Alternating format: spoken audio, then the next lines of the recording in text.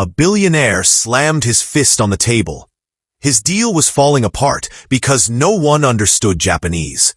And then, a poor maid's 12-year-old son spoke up in perfect Japanese.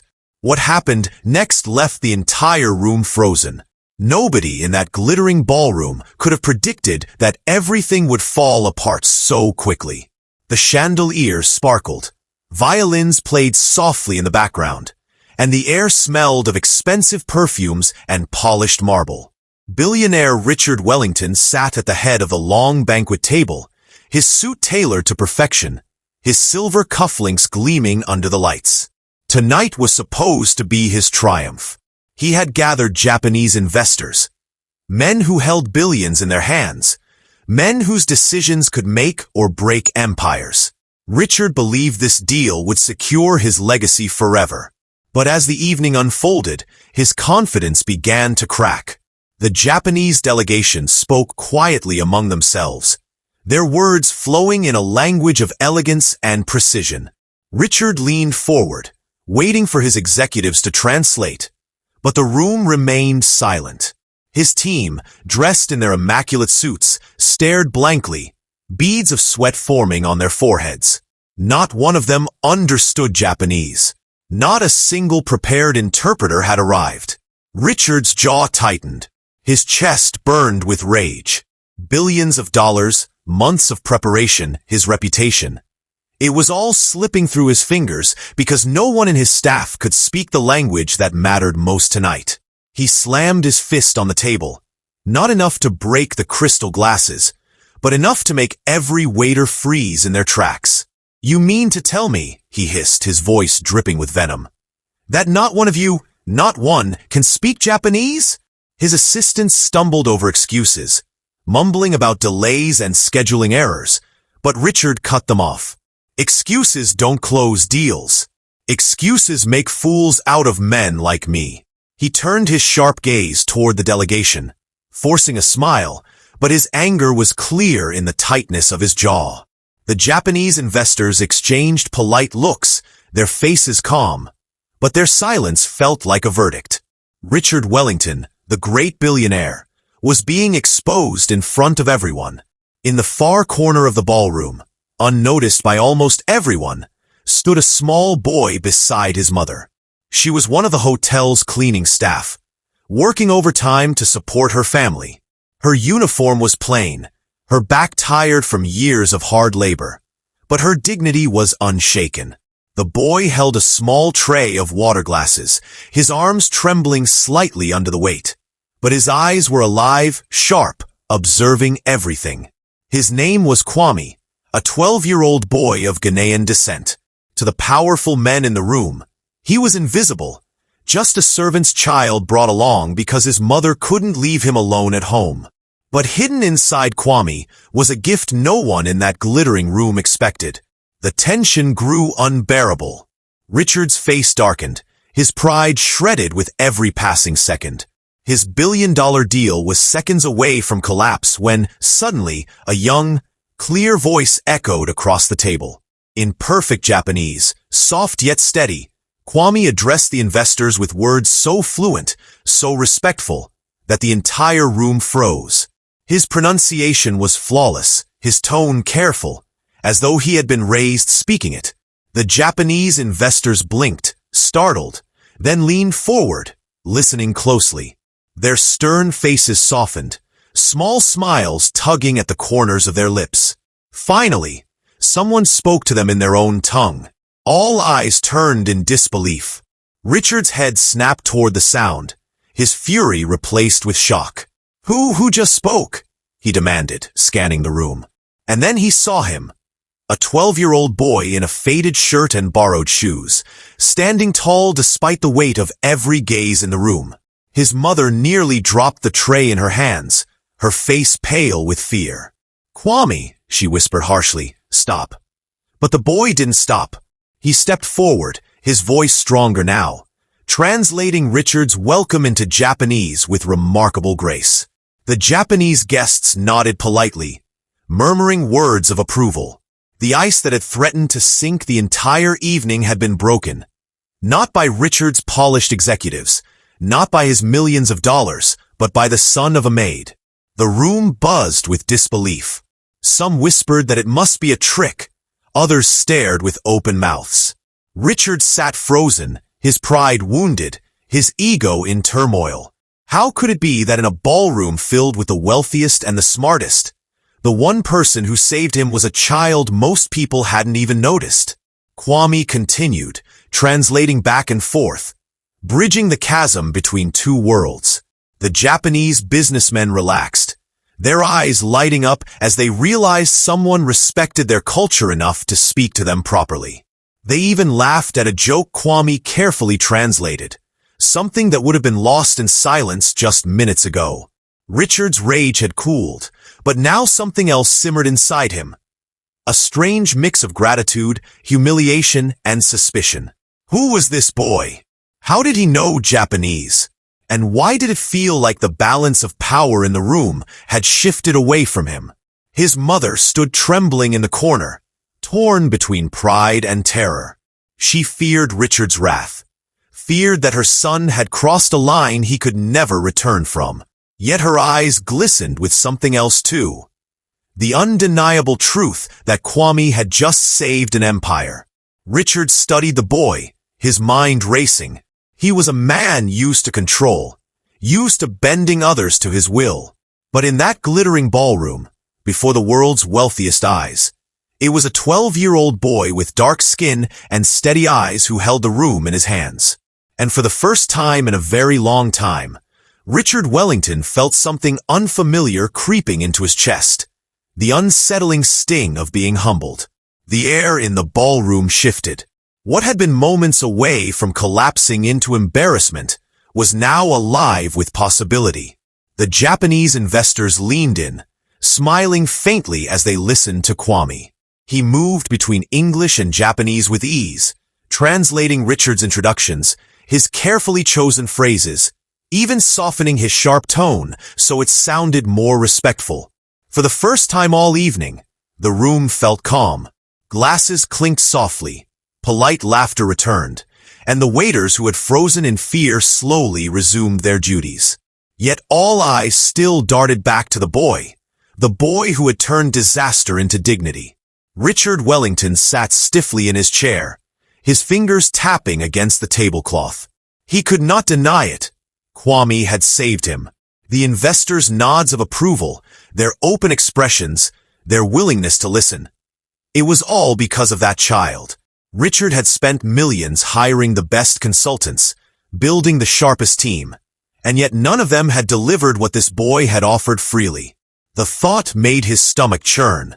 He was a man who believed everything had a price, that loyalty, skill, and talent were things you could buy.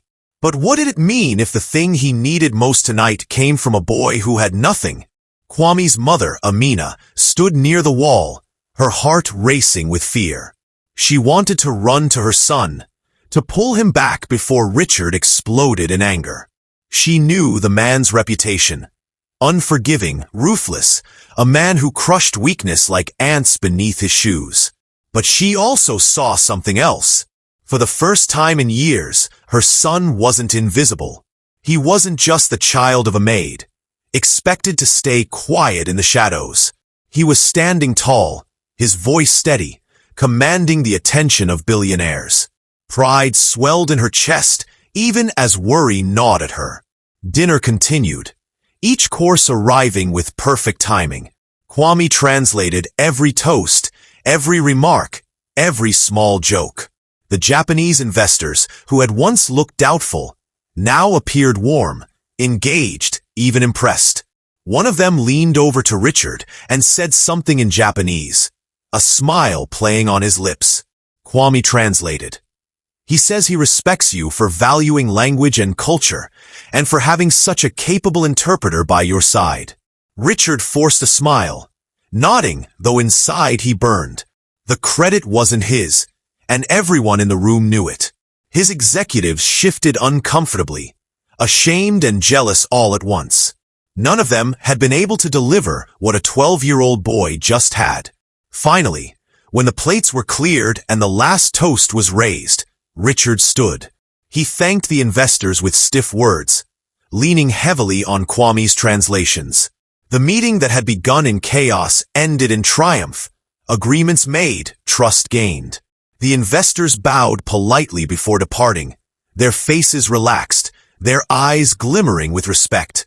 When the last one left the ballroom, the entire room seemed to exhale.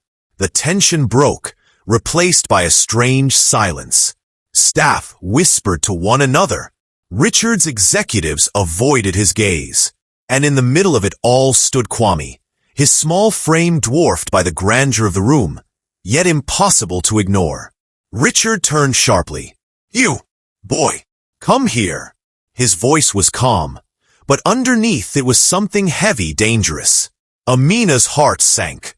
She whispered a prayer under her breath as Kwame stepped forward, his chin lifted slightly, his eyes wide but unafraid. He stood before Richard, who towered over him like a mountain. For a moment, the billionaire just stared at him, studying every detail. The boy's dark eyes, his steady breath, the quiet confidence in the way he didn't fidget like the others. Finally, Richard spoke. "Where did you learn Japanese?" Kwame hesitated, glancing at his mother. She gave him the smallest nod, urging him to answer. "From books, sir," he said quietly. "And videos. At the library. On the computer when I could find one. I like languages." His words were simple, but they carried weight. Richard narrowed his eyes. "Books? Videos? You expect me to believe a 12-year-old taught himself to speak Japanese like that?" Kwame didn't flinch. "Yes, sir. I study every day. I like learning. I want to travel the world one day. And I know language can open doors." The executives snickered under their breath, unable to hide their disbelief, but Richard silenced them with a glare. He leaned closer to the boy.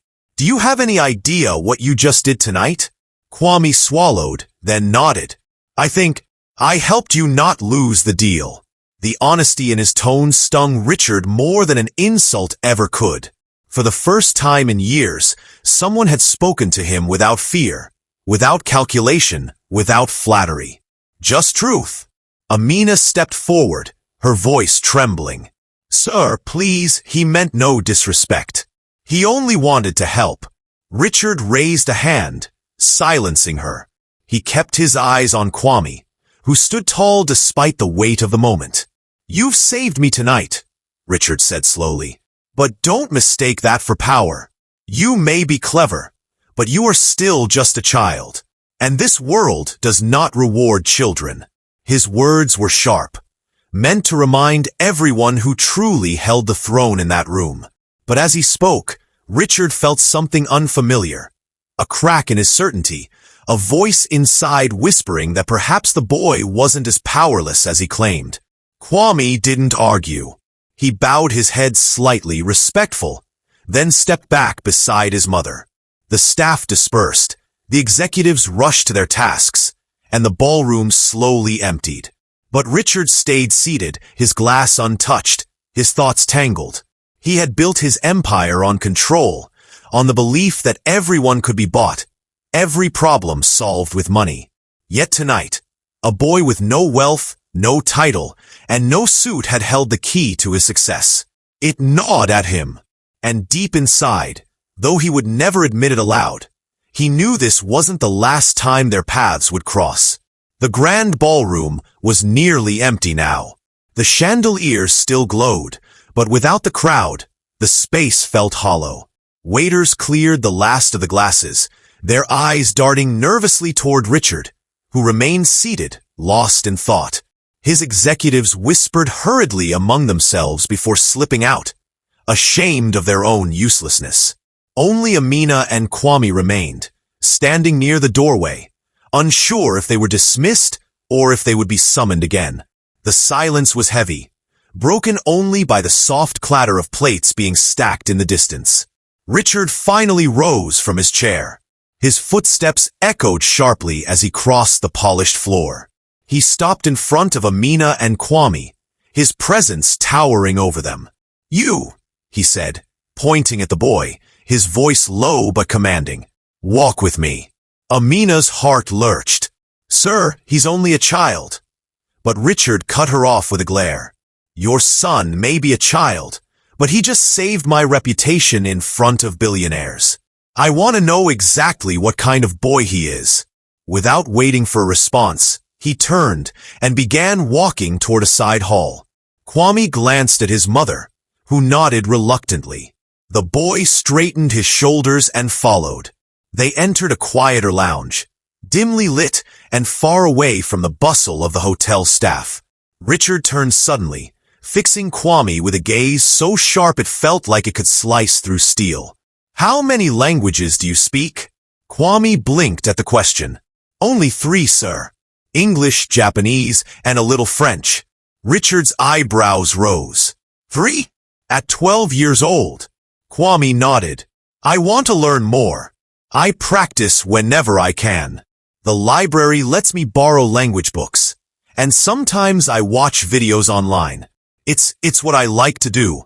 His voice was soft, but there was no hesitation in it. Richard paced, his hands behind his back. His mind raced. He thought of his executives, grown men in $1,000 suits who had crumbled under pressure. And then of this boy, standing calmly unshaken. Do you understand what you did tonight? Richard asked. Kwame hesitated, then said, I think I help people understand each other. That's what language does, sir. It builds bridges. The words struck Richard harder than he expected. Bridges. He had built his fortune on walls, contracts, rules, power plays. Bridges were for dreamers, not billionaires.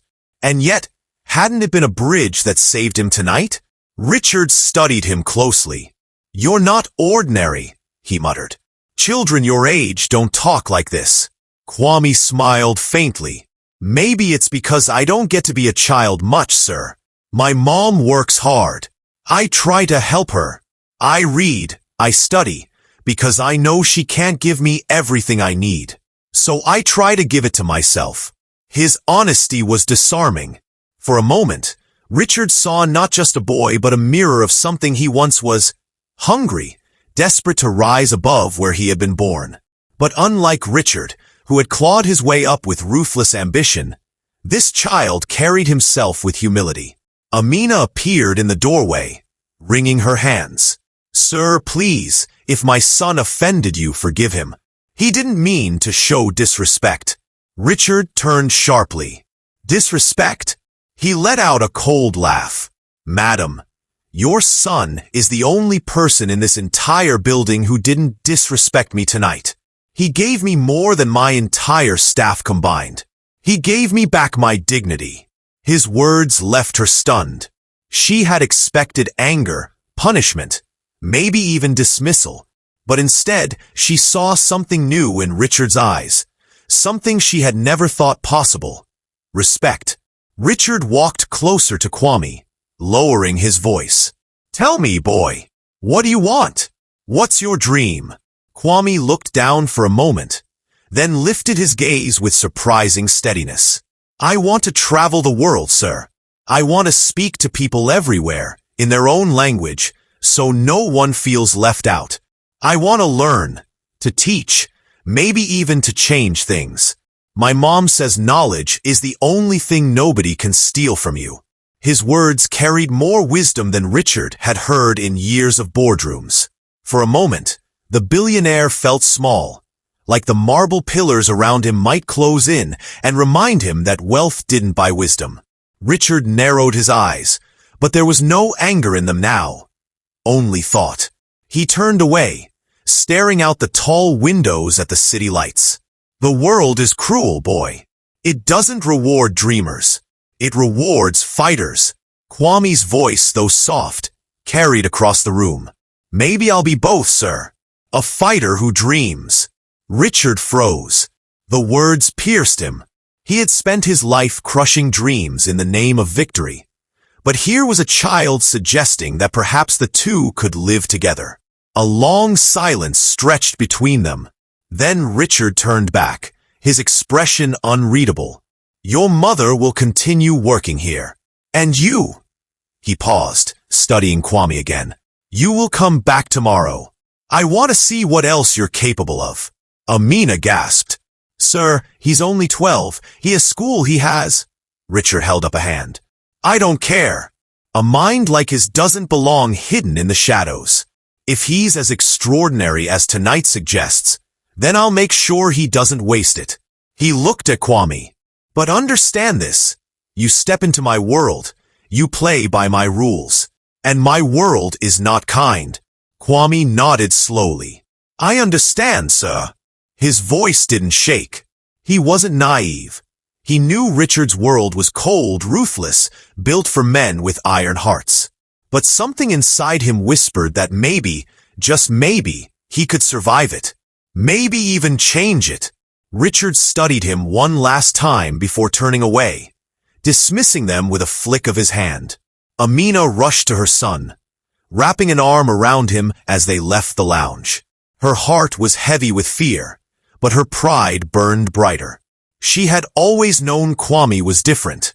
Tonight, the world had seen it too. As they disappeared down the hallway, Richard poured himself a drink, staring at his reflection in the glass. For the first time in years, he didn't see only power and control. He saw doubt, he saw possibility, and he saw the shadow of a 12-year-old boy who had spoken with the voice of a giant. The next morning, the sun spilled through the glass towers of the city, painting the streets in gold. At the Grand Hotel, Amina held her son's hand tightly as they walked toward Richard Wellington's private office. She hadn't slept all night. Her heart wrestled between fear and pride. Fear of what the powerful man might demand, pride that her son had done what no one else could. Kwame, though, walked calmly beside her. His small frame was straight, his eyes alert, his mind curious. He wasn't afraid of Richard. He was curious about him. The receptionist led them through long corridors until they entered a sleek office at the very top floor. Floor-to-ceiling windows stretched across the walls, showing the city like a kingdom below. Richard sat at his desk, his suit crisp, his expression unreadable. He dismissed the receptionist with a flick of his hand and gestured for them to sit. Amina lowered herself cautiously into a chair, clutching her purse. Kwame sat beside her, his feet dangling a few inches above the floor. Richard leaned back, studying them in silence before speaking. Do you know what people are saying about last night? Amina stiffened, but Richard's eyes stayed fixed on Kwame. They're calling it a miracle. Investors thought I had planned it all. They think I had some secret genius hidden in my pocket, waiting to impress them. But I didn't. You, he pointed at Kwame, his finger sharp like a dagger. You saved me. And I don't like owing anyone. His words were harsh, but underneath them was something softer, something even he couldn't admit. Gratitude. Kwame answered quietly. I didn't do it so you would owe me, sir. I did it because it was the right thing to do. Richard froze for a moment. That wasn't how his world worked. In his world, no one did anything unless there was something to gain. Yet this boy said it so simply, as if truth didn't need armor. Richard leaned forward. If you really want to be useful, prove to me that last night wasn't luck. Translate this. He slid a folder across the desk. Inside was a contract written in French. Kwame scanned it quickly, his lips moving silently as he read. Then, in steady English, he explained the terms with surprising accuracy. Richard raised an eyebrow. Not bad. And Japanese? He switched on a recording of a business call. Kwame listened, nodding, then repeated it back fluently, word for word. Richard couldn't hide his astonishment. This boy wasn't just talented. He was extraordinary. Amina's hands trembled in her lap. Sir, please, he's only 12. He has school. He has. Richard raised his hand. Madam, your son has more intelligence than half my board combined. School won't teach him what he already knows. The world will. He turned to Kwame. I can give you opportunities no library could. Tutors, resources. experiences most people only dream of. But in return, I expect loyalty. Do you understand? His voice carried the weight of a deal, not an offer. Amina's eyes filled with worry. She wanted her son safe, not trapped in a billionaire's game. But Kwame's gaze was steady. I understand, sir, he said softly. But I also have one rule. Richard raised an eyebrow. A rule? From you? Kwame nodded. I won't lie for you. I'll translate, I'll help, I'll learn, but I won't say things that aren't true. The room went silent. No one had ever dared speak to Richard like that. Not even men 3 times his age. Richard stared at him for a long moment. And then, to everyone's shock, he let out a short laugh. Bold. Very bold. Maybe that's what I need. Days turned into weeks. Kwame began visiting Richard's office regularly. He translated at meetings, impressed guests with his knowledge, and learned from every interaction. He picked up new languages with astonishing speed, his mind like a sponge. Investors asked about him constantly, calling him the young prodigy. Richard's pride wrestled with itself. Half of him wanted to claim the boy as his discovery. The other half resented being upstaged by a 12-year-old. But no matter how he framed it, he knew the truth. Kwame had become indispensable. One evening, after a long meeting, Richard dismissed his staff and sat alone with Kwame. The city lights shimmered beyond the glass, and for a rare moment, Richard's voice lost its usual steel. Do you know why I'm hard on you? He asked. Kwame tilted his head. Because you want me to be strong? Richard nodded slowly. Yes, the world doesn't forgive weakness. I built everything I have by refusing to bend. But sometimes I wonder, maybe I've lost something along the way. His voice trailed off, almost too soft to hear. Kwame studied him quietly before replying. Maybe strength isn't about never bending, sir. Maybe it's about knowing when to bend and when not to. Richard stared at the boy, caught off guard by the wisdom in his words. For the first time in years, he felt like someone was teaching him, not the other way around. Amina watched all of this with mixed emotions. She worried her son was being pulled into a world too sharp, too dangerous for a child. Yet she couldn't deny the fire in his eyes every time he came home with new stories, new words, new lessons. He wasn't just surviving, he was thriving.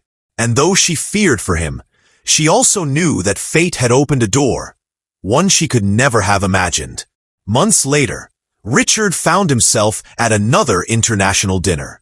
This time, interpreters had been hired, everything meticulously prepared.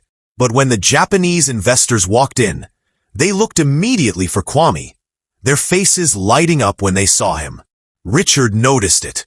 He saw how their respect wasn't just for him anymore. It was for the boy at his side. His pride twisted, but another feeling began to rise too. Something like admiration. He realized the boy hadn't stolen his power. He had given him something richer. The ability to connect in ways Richard never could. That night, as the evening ended, Richard walked out onto the hotel balcony with Kwame at his side. The city stretched endlessly before them, a sea of lights. You changed things for me, Richard admitted quietly. The words felt foreign on his tongue, but true. Kwame looked up at him, his young face calm. Maybe you changed things for me too, sir. They stood in silence, two people from worlds so far apart, yet somehow, in that moment, equal. Richard Wellington had entered the evening as a man certain that money was the only language that mattered. But he left it humbled, reminded that sometimes, the most powerful voice in the room comes from the one nobody thought would speak. And for the rest of his life, he would never forget the 12-year-old African boy named Kwame, who spoke Japanese like a poet and taught a billionaire what dignity truly meant. If this story touched you, don't forget to hit the like button and subscribe to our channel. Every story we share is a reminder that dignity and courage can come from the most unexpected places. Stay with us for more powerful stories that inspire and move hearts.